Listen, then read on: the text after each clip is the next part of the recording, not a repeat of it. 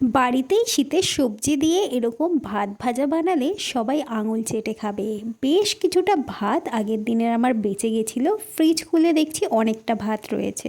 আর বাড়িতে যেহেতু কেউ নেই, আমি একাই খাবো। বরের ইচ্ছে হয়েছে আজকে ও বিরিয়ানি খাবে, আর আমার বিরিয়ানি খাওয়ার একটু ইচ্ছে ছিল না, তাই আমি ভাবলাম এই ভাতটারই একটু গতি করা যাক।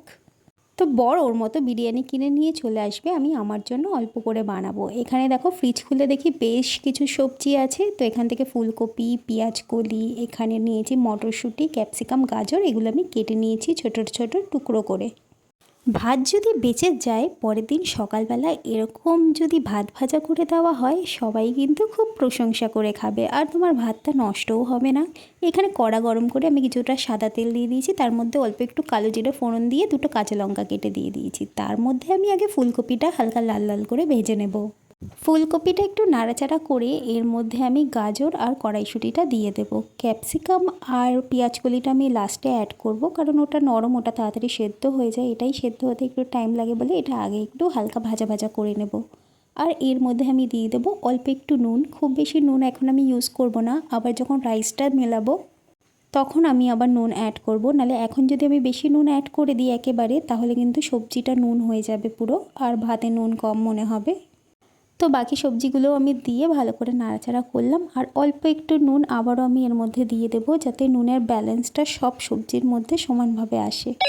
আমি আমার এই পেজে সুন্দর সুন্দর রান্নার রেসিপির সাথে কিন্তু ডেইলি ভ্লগও শেয়ার করে থাকি, তাই তোমাদের যদি ভালো লেগে থাকে প্লিজ পেজটাকে ফলো করে দিও, আর ভিডিওটা একটা লাইক কমেন্ট করে দিও। তোমাদের একটা লাইক কমেন্ট আমাকে ভীষণভাবে মোটিভেট করে নেক্সট ভিডিওগুলো বানানোর জন্য। সবজিটা ভালো করে ভেজে নিয়ে তার মধ্যে আমি দিয়ে দিচ্ছি ভাতটা। আমি এখানে সবজিটা বেশি রাখতে চাইছি, তাই অল্প পরিমাণে ভাত দিয়েছি, মানে আমার একার মতো। তারপর খুব ভালো করে এটাকে ভাজা ভাজা করে নিতে হবে, আর আমি অল্প একটু নুনও অ্যাড করছি, কারণ সবজিতে আমি কম নুন দিয়েছিলাম। আর অল্প একটুখানি চিনিও আমি এর মধ্যে মেশাচ্ছি। চিনি আর নুনের ব্যালেন্সটা কিন্তু এই রাইসটার টেস্টটা অনেকটাই বাড়িয়ে দেবে। দেখো প্রায় ভালো করে ভাজা ভাজা হয়ে গেছে। 5 মিনিট ধরে আমি এটাকে ভেজেছি একদম লো ফ্লেমে, নালে কিন্তু ভাতগুলো শক্ত হয়ে যেতে পারে, মানে নিচটা লেগে যেতে পারে। লাস্টে আমি এর মধ্যে দিয়ে দিচ্ছি একটুখানি গোলমরিচ গুঁড়ো, আর আমি দিয়েছি একটুখানি টেস্টিং পেপার। এই টেস্টিং পেপারটা দিলে না এর টেস্টটা পুরো একদম রেস্টুরেন্টের মতো হয়ে যায়, কিন্তু টেস্টিং পেপার খাওয়া শরীরের জন্য অতটাও ভালো নয়, তাই তোমরা চাইলে এটাকে স্কিপ করতে পারো।